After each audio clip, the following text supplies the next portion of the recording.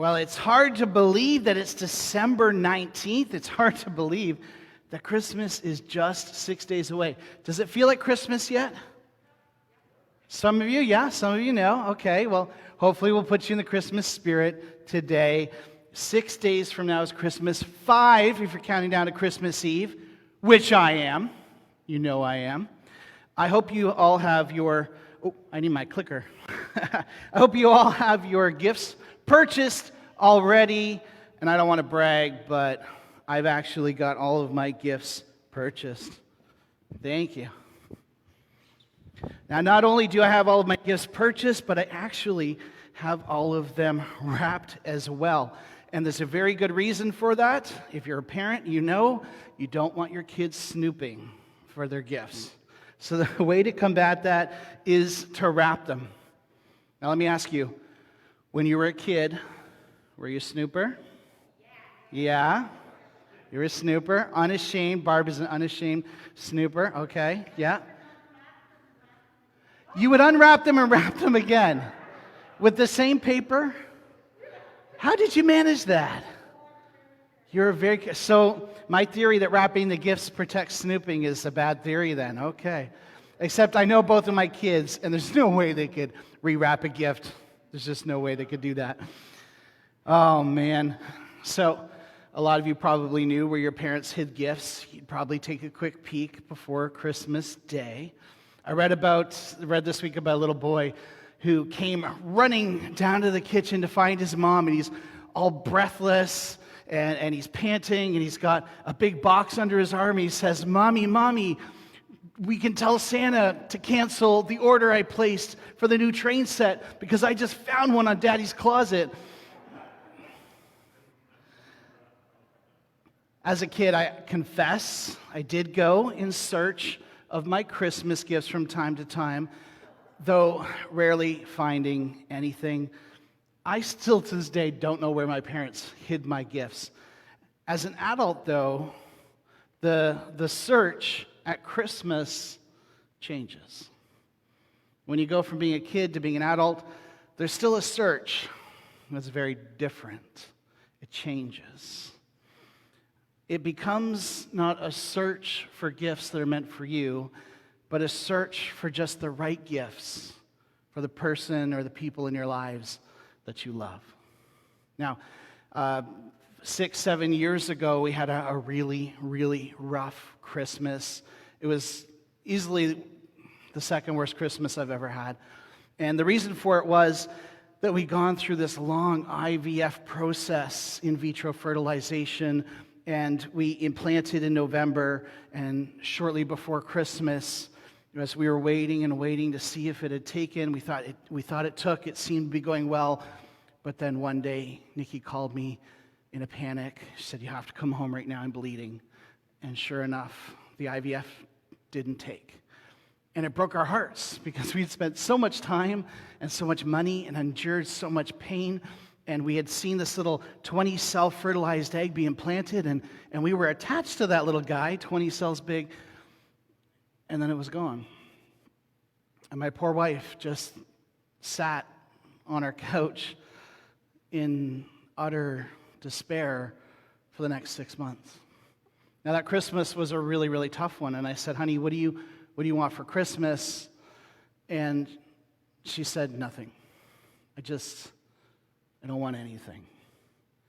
And I said, "Okay." So I went and I got her some stuff, and I actually spent way too much money that year, just wanting to cheer her up.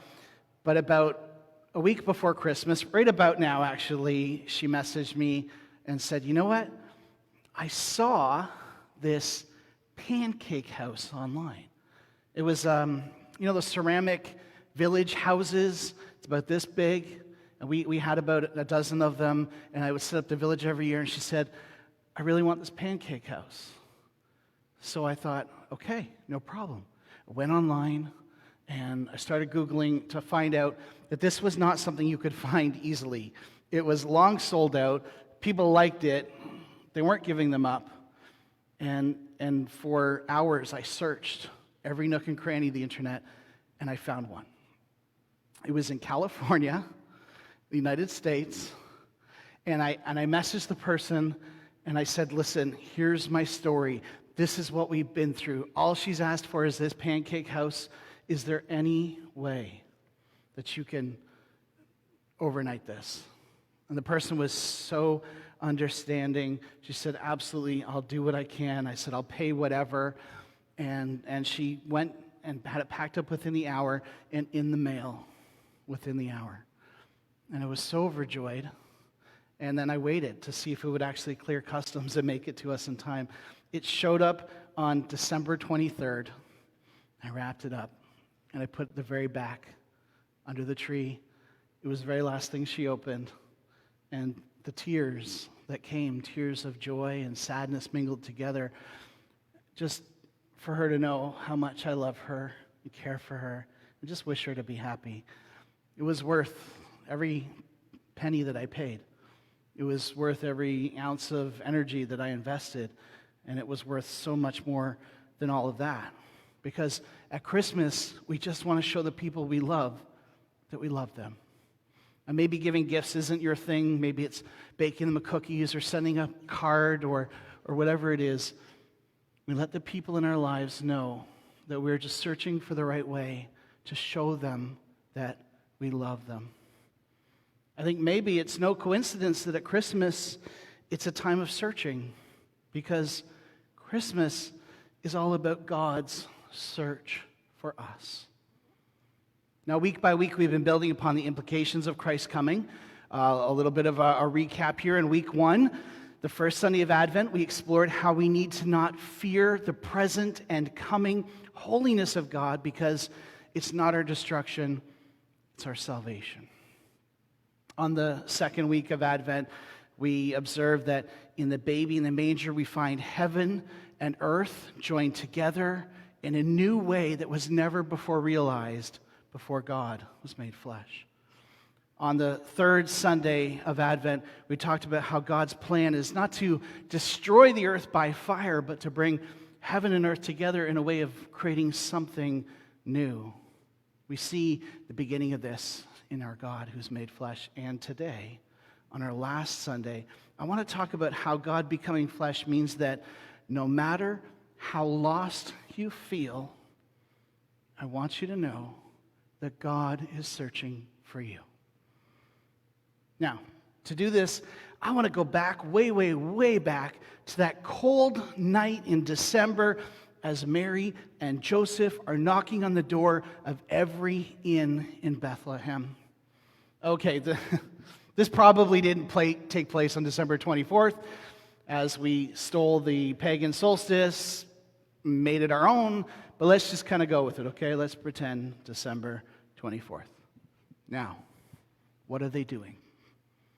What are Mary and Joseph doing? They're searching for a place to stay. And more than that, they're searching for a place to have a baby. And they find a place. It isn't ideal, but they make it work. And afterwards, as they are huddled around their newborn baby, there's a knock at the door. Knock, knock. Who is it? Before them stands a group of shepherds.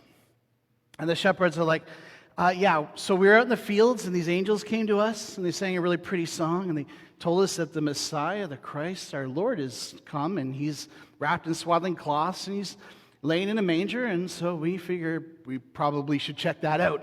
So here we are. Is the baby here? Meanwhile, 3 wise men, hundreds of miles away, they're looking up at the star, a really, really bright star over Bethlehem, and they start packing their bags for a long journey. The Christmas story, all I'm saying, friends, is all about searching. Mary and Joseph are searching for a room at the inn.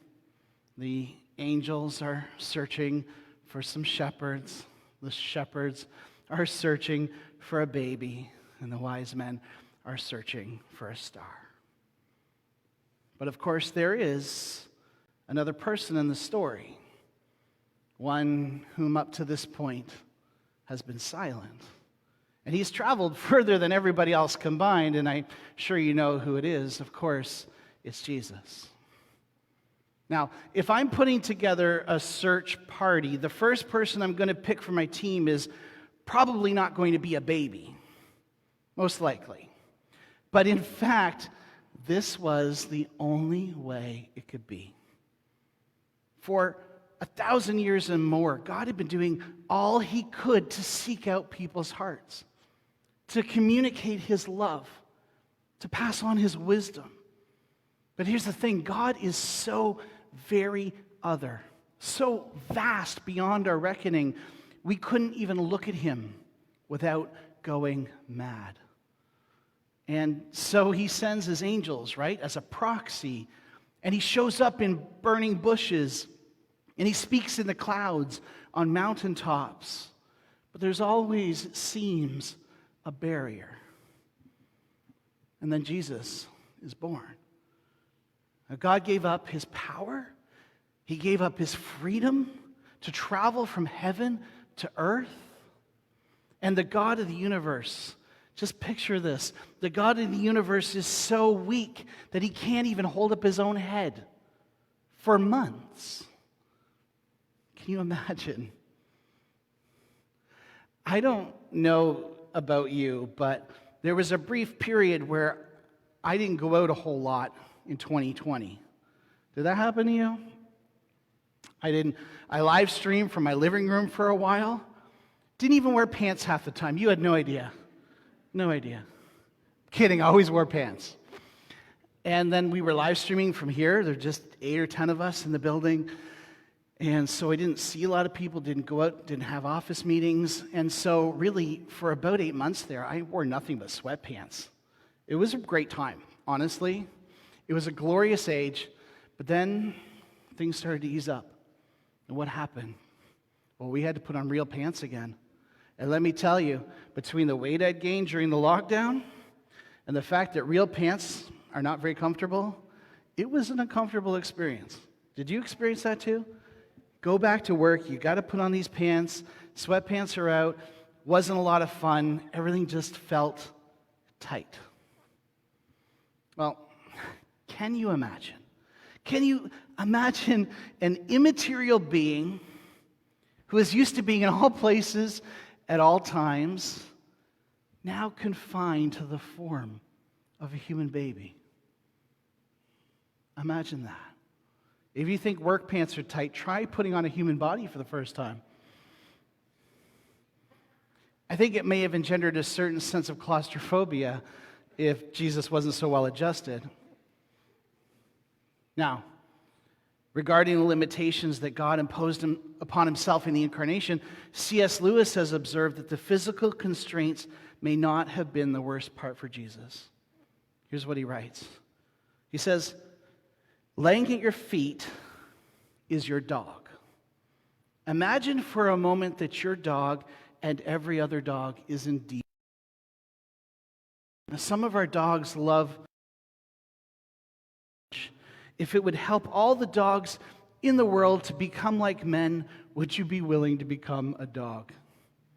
Would you put down your human nature, leave your loved ones, your job, your hobbies, your art and literature and music, and choose instead the intimate communion with your beloved, your poor substitute of looking into your beloved's face and simply wagging your tail, unable to smile or to speak?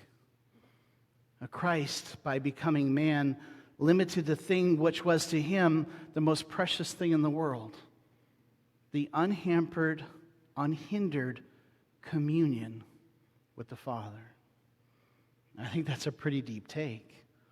How many times did Jesus go off seeking a quiet place of solitude so that he could pray? And when do you think before Christmas Day did he ever have to do that? Never. His communion with the Father and the Spirit would be as close as his own heartbeat before Christmas Day. Charles Wesley wrote a very famous hymn called "And Can It Be?" And I think that it sums things up nicely. He says, he left his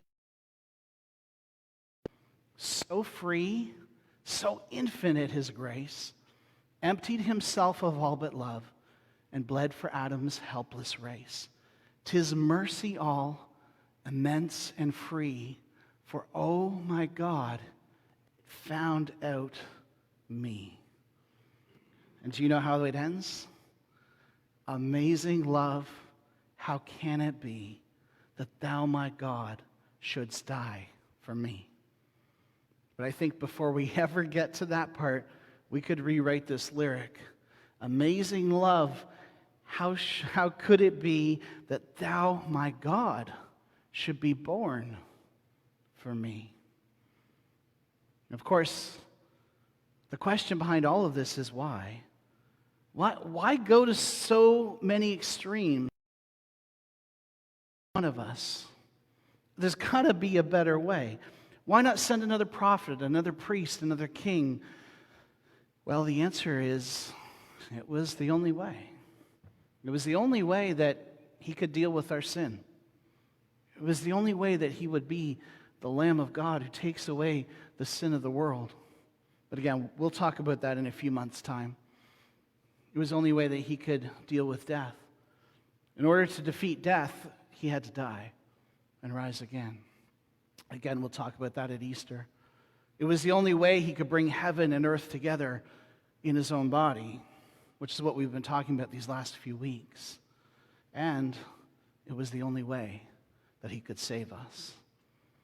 Jesus, by his own admission, said that his purpose on earth was to seek and to save the lost. Now, I wonder, I'm sure you know this verse, but do you know the context of this famous statement? Because I couldn't remember, so I looked it up this week. It all begins with a man named Zacchaeus. Now, Zacchaeus is a wealthy man. He's an enterprising man of intelligence, but very little fortitude, moral fortitude. I think you could say he had the moral backbone of a chocolate eclair. You see, Zacchaeus was a Jewish man who made his living collecting taxes for Rome. And perhaps if you could overlook the fact that Rome was essentially seen by the Jewish nation as an oppressive foreign power who had no right pilfering the wealth of Israel, and if you could sort of gloss over the fact that he was a Jewish man shaking down his own countrymen for the taxes that few could hardly bear, you certainly could not overlook the fact that Zacchaeus was adding to his own tax, adding his own tax to that of Caesar's tax. He was lining his own pocket. He was stealing from his own people and collecting for a foreign power. In summary, if anyone had lost their way, it was Zacchaeus. So let's see what happens. Here's how it goes down. Jesus entered Jericho and he was passing through. A man was there by the name of Zacchaeus. He was a chief tax collector and he was wealthy. Who Jesus was, but because he was short, he could not see over the crowd. So he ran ahead and climbed a sycamore fig tree to see him, since Jesus was coming that way. When Jesus reached the spot, he looked up and he said to him, Zacchaeus, come down immediately. I must stay at your home today. So he came down at once and welcomed him gladly. Now all the people saw this, and they didn't like it. They began to mutter, he's gone to be the guest of a sinner, they said. But Zacchaeus stood up, and he said to the Lord, look, Lord, here and now I give half of my possessions to the poor. And if I have cheated anybody out of anything, I will pay back 4 times the amount. And Jesus said to him, today salvation has come to this house, because this man too is a son of Abraham. The Son of Man came to seek and to save the lost. Now, what did it take for Zacchaeus to change his ways? What did it take for him to go from lying and thieving and harming others to completely turning his life around? Well, he simply welcomed Jesus in. That's it. Luke doesn't give the details of what transpired. He doesn't say that Jesus spent hours lecturing Zacchaeus on his evil ways. What does Luke tell us? That Jesus said, "Today I must stay at your house." And Zacchaeus said, "Okay, Jesus, come on in." You know, church, amazing things happen when we welcome Jesus in. You know, that whole bit about the innkeeper and that nativity play we watch every year is not just for dramatic effect. At some point in each of our lives, Jesus is going to and ask to stay within. At some point. Some of us will tell him to move on. Why don't you try the inn down the road? There's no room at this inn. Some of us will say, "How about another time, Jesus? Not right now. I'm having a lot of fun doing whatever I want. How about when I'm older and more boring? Then you can come on in." And some of us will welcome him with great joy.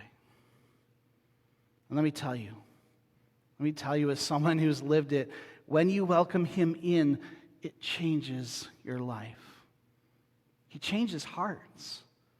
When we begin to realize just how much God loves us, well, in so very many ways, he saves us.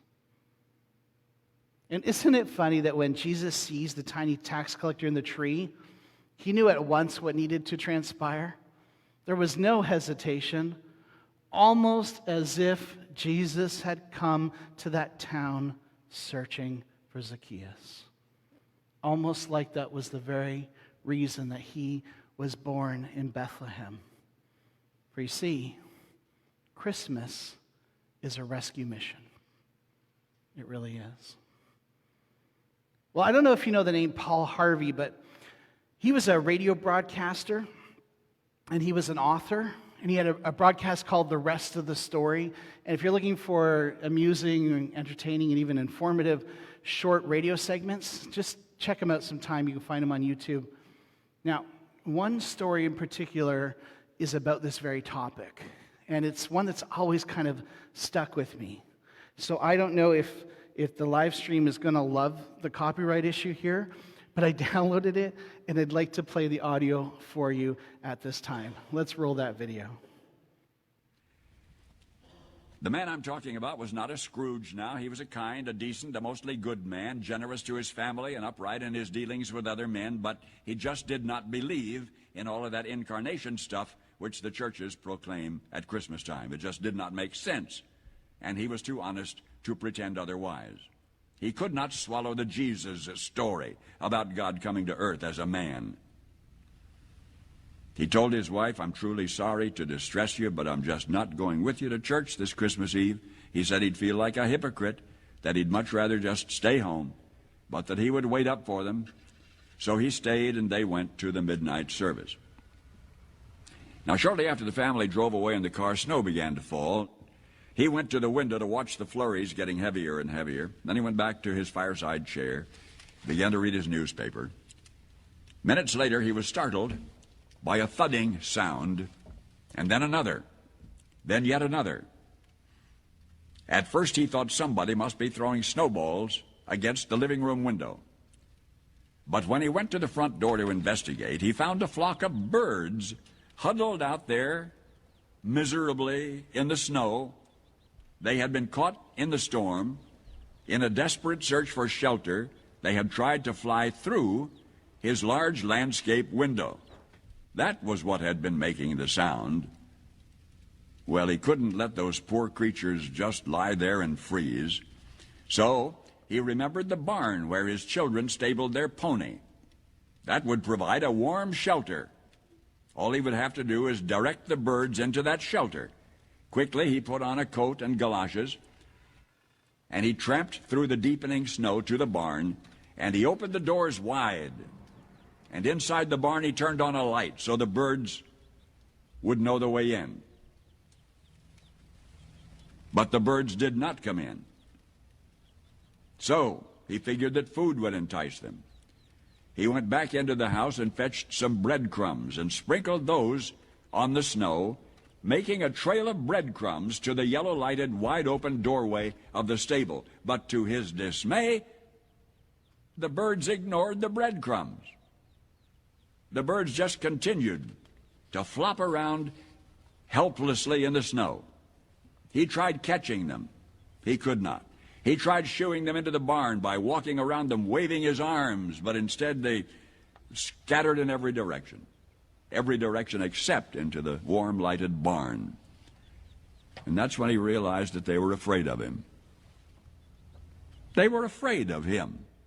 To him, he reasoned, I'm a strange, terrifying creature. If only I could think of some way to let them know that they can trust me, that I'm not trying to hurt them, but to help them. But how? Any move he made tended to frighten them and confuse them. They just would not follow. They would not be led or shooed because they feared him. And he thought to himself, if only I could be a bird now, if I could be a bird and mingle with them and speak their language and tell them not to be afraid, then I could show them the way to the safe, warm barn. But I would have to be one of them, wouldn't I? So they could see and hear and understand. At that moment, the church bells began to ring. The sound reached his ears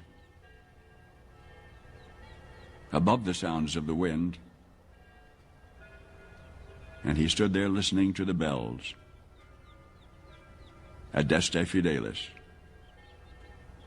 Listening to the bells pealing the glad tidings of Christmas, and he sank to his knees in the snow.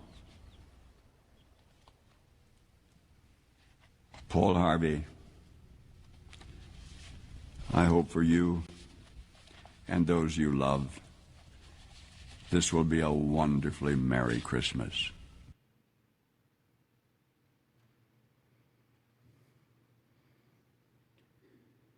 The Son of Man came to seek and to save the lost. Christmas is a search and rescue. Now, church, in recent months, the pressure of COVID-19 has eased up. We've gotten back out into stores and restaurants. We've gotten into our beloved parks once again. With a greater and greater vaccination rate, we've beaten back this foe. But in recent weeks, this foe has made a resurgence, another push against all that we have done. There's talk of closing the schools once again, imposing further restrictions. As of today, I would not be surprised if they canceled Christmas. People are scared. People are grumpy. People are burnt out. We're just not well. Last night we drove around Midland looking for Christmas lights. Last year when we went out, I think I made a video with Paxton, and last year there were so many lights. I remember saying that I felt like we were all collectively pushing back against the darkness. People who had never strung lights were going to Home Depot, Canadian Tire, and stringing lights. You know, last night, there weren't a whole lot. There were a lot of dark houses. No judgment on those dark houses. I just think that it could be that this year it's just a lot harder to push back against the darkness. We've been doing it for so long, we just don't feel like doing it anymore. I think people are afraid, and they need encouragement. They need their spirits lifted. They need Emmanuel, God with us. People are lost. You and I are lost, and we need hope. We are searching for hope. The good news, dear church, is that Jesus is out there searching for them too. He's out there searching for you as well, to communicate his love, to communicate his grace, to just simply tell you that he is Emmanuel, God with you. He has not abandoned us in this wilderness. He's out there looking for us. I need to stay with you, he says. Will we welcome him in? Now, at this time last year, as I was preparing for my Christmas Eve homily, I remember remarking to my wife, Nikki, that I felt a tremendous amount of pressure as I prepared for Christmas Eve because the world was so lost and it was so dark that I felt that Christmas Eve sermon might be the most important sermon I will have ever preached. I think I was right. I think that's true. Until today.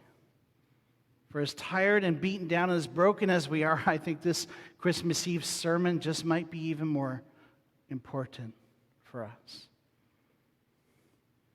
So would you help me? Would you help me get the word out? Not about my sermon, but just about the good news of Jesus Christ. Don't make our friends and our family go snooping for good news. See what I did there? Because they're searching for it. The way you search for my tie-ins, they're searching for it. They really, really are. Tell your friends, tell your family, share it on Facebook, put it in an email, send a text, call someone, and tell them that Jesus is out there looking for them. Tell them that they may feel lost, but they are, so very, very loved. Tell them that when he comes knocking, that they should welcome him in, because Jesus is always the very best gift to receive at Christmas. Let us pray.